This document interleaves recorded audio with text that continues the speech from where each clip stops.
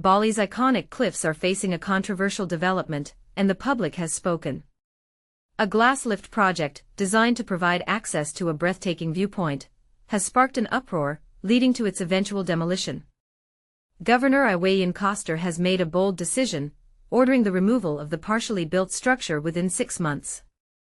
This announcement follows a public outcry and the discovery of multiple violations, including environmental and construction breaches. The German news agency dpa reported on this developing story.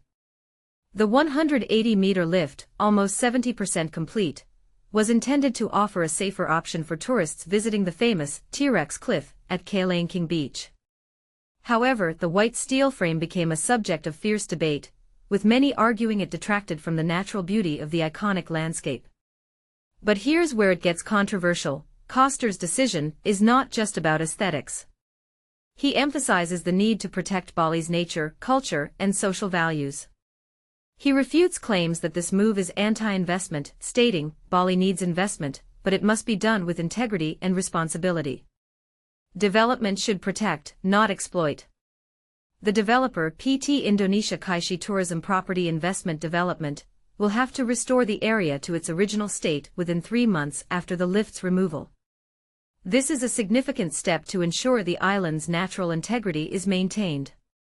And this is the part most people miss: Bali has been battling the challenges of mass tourism for a long time. Koster's decision sends a strong message about the island's commitment to sustainable development. So, what do you think? Is this a necessary step to preserve Bali's beauty, or is it an overreaction? Feel free to share your thoughts in the comments below. We'd love to hear your opinions on this controversial topic.